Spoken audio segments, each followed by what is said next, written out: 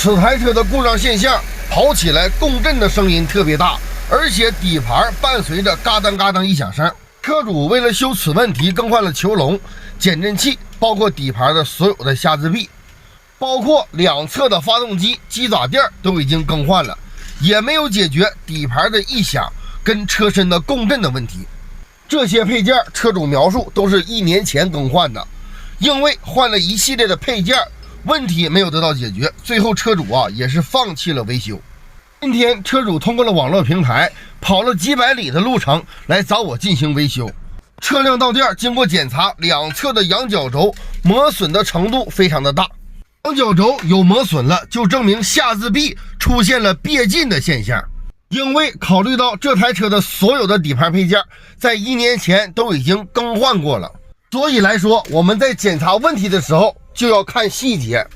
经过了细心的检查，我们发现这台车的问题所在。看见这两侧的平衡杆的球头了吗？我下面用撬杆撬动一下，听这种声音，明显就是出现敲击的声音。老铁们记住，平衡杆球头现在的位置在哪？下面我把平衡杆的球头给老铁们拆下来，让你们看这台车的问题所在。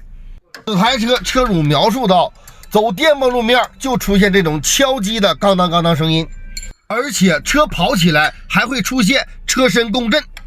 车主前前后后花了4、5千块钱，钱花了，问题没有得到解决，就是这种困扰着车主1年多的故障。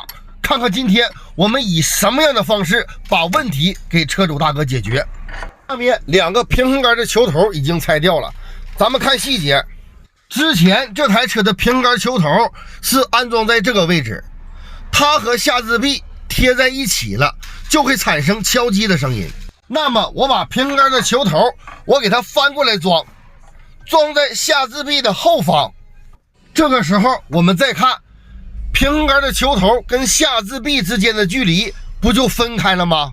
再看好这个箭头，把它翻过来，这个位置才是这台车平衡杆球头安装的正确位置。老铁们，你们是真不相信专业的力量啊？那车能乱修吗？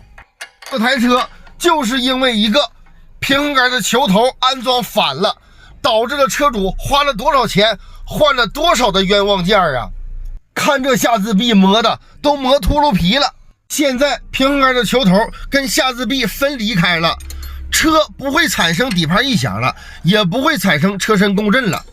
明明是2个故障，其实都是这么一个小小的平衡杆的球头捣的怪。重新安装好平衡杆球头的位置，下面咱们进行检测，看一看平衡杆球头的工作原理。